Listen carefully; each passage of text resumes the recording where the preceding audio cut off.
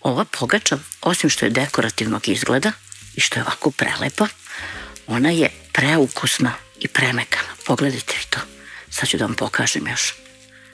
Pogledajte tu mekoću, kako je ona fino narasla i kako ovaj svaki deo predivan.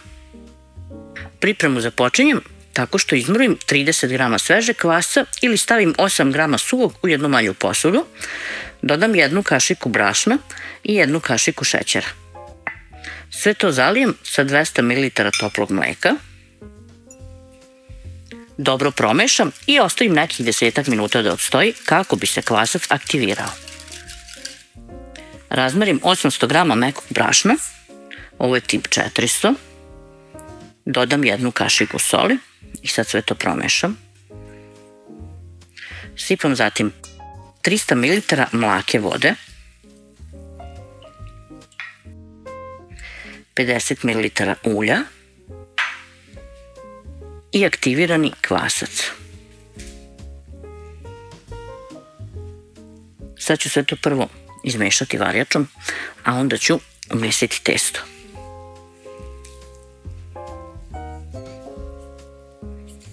Sad kad sam dovoljno to sve izmešala, dodat ću ovako jedan veći prstohvat brašna, pa ću umesiti testo.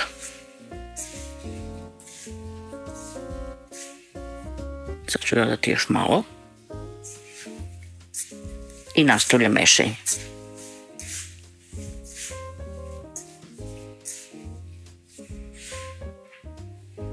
Prelivam testo, zatim sa 20 do 30 ml ulja i nastavljam da mesim. Možete da prelijete i sa otopljenim maslacem.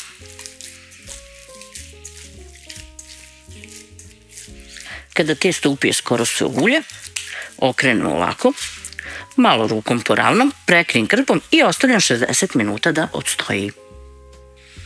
Kada testo naraste, izvadim ga na brašnom posutu površinu. Tu ću ga malo premesiti, ništa specijalno, samo da ga ovako zaokružim i zatvorim. Stisnem malo rukom, pa podelim na pola. Sad ovu polovinu malo je oblikujem, pa delim na 4 dela.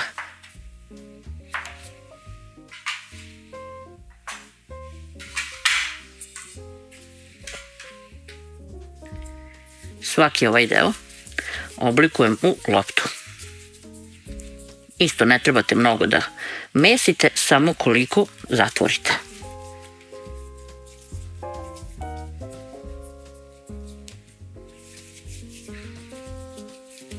Sad od ovog dela opet napravim loptu, koju ću isto malo da stisnem, pa ću i nju da podelim.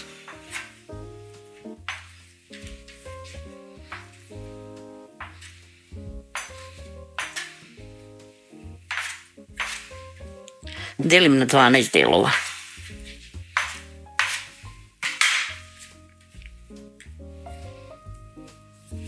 Sad isto svaki ovaj deo oblikujem u lopticu. Pošto napravim loptice od svih delova testa, postavim sa malo brašna, pa ostavim 5 minuta da odstoje. Za to vreme otopim 50 do 70 grama maslaca, ovdje ima 70 grama i ostavim da se hladi. 1 jaje, onda umutim sa 2 kašike mleka. Uzimam sad ove delove testa, tačnije ovu polovinu koju sam podelila na 4 dela. Pa ću uz pomoć malo brašna da razvučem u krug.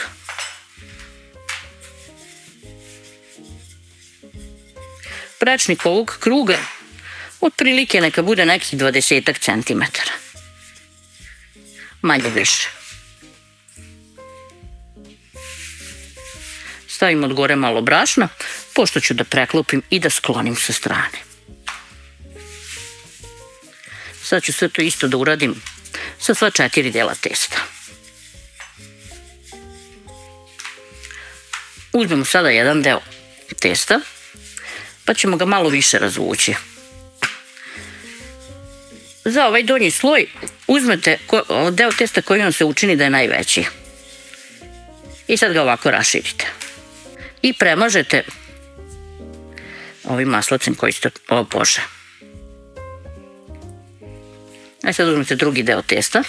Njega nije potrebno da razvlačite, njega samo malo ovako rukom rastegnete i onda ove ivice preklopite. Pritisnemo malo, pa premažemo opet.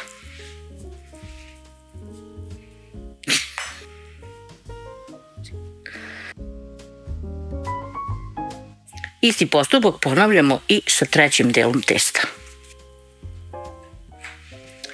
Pošto premažem, stavim od gore i četvrti deo testa. Ovako ću sve rukom da stisnem. Pospem sa malo brašna, malo više, pa ću da stiskam i sa ove strane, da se lepo sve izjednači. I sad ću malo i da razvučem.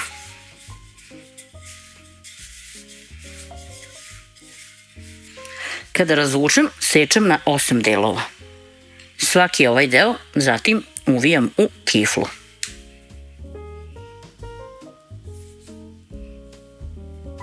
Kada uvijemo kifle, svaku kiflu preseći ćemo ovako na pola.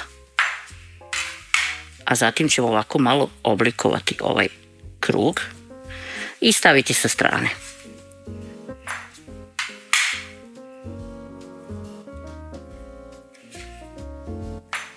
Uzmete prvo najduže delove pa stavite ovako u krst. Zatim uzmete opet duže delove koji vam se učine da su malo duži, pa stavite ovako tačno između. Ne stavljate ovdje do ivica da bi fino naraslo. Da ima gde da nam naraste. Sad kad stavite ovako između, onda uzimate ove kraće delove pa njih stavljate između.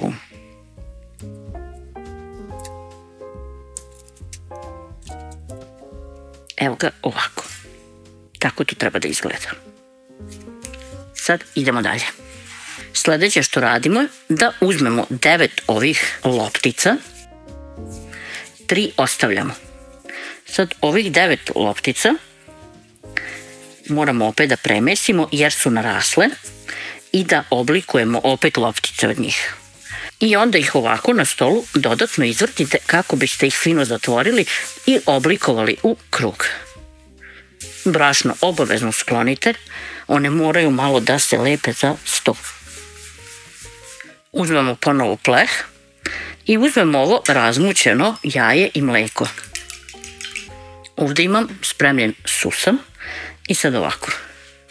Uvatim ovakvu lopticu, umočim tu, umočim u susam, pa stavim ovako ovdje. Malo ovako nagurate da bi vam sve stalo.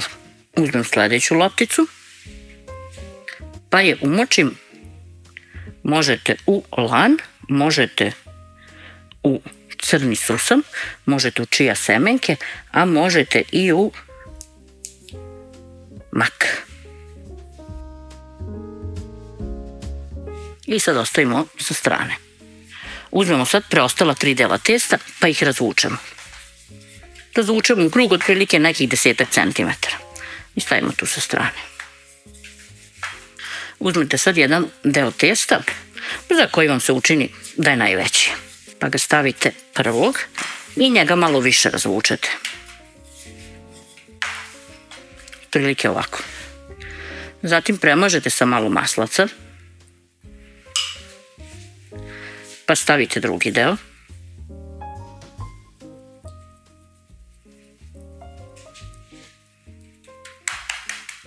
Malo pritisnete, pa opet premažete sa malo maslaca. I od gore stavite treći deo. Ako ga malo u ruci razvučete, kako biste ga lakše stavili od gore. Pospete sa malo brašna, pa malo istiskate, pa okrenete drugu stranu, pa opet malo istiskate, a onda malo klagijom, Da to nemojte da mažete puno maslaca, posebno ako je otopljen, kako ne bi curio. Ukoliko je onako fino stegnut, možete da namažete. Sad kad ovako razvučete, sečete na 8 delova. Ukoliko vam je jednostavnije, pošto ovi trouglovi trebaju da se zabadaju, možete ovaj kružić da izvadite ili da ga stavite kasnije. Uzimate ovako, spojite ovako i stavite preko ovog dela. Spojite ovako, pa stavite preko ovog dela. Ukoliko vam je neki trougao širi, slobodno malo odsecite i bacite.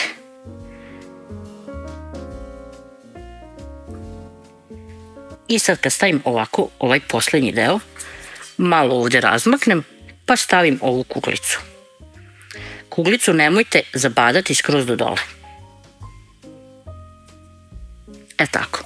Ostavljam sad jedno 20 minuta da odstoji.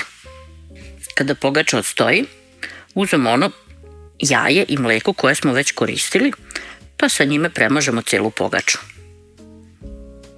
Pošto pogaču premažemo, uključimo renu da se zagreje na 200 stepeni i kada se rena zagreje, nosimo pogaču da se peče.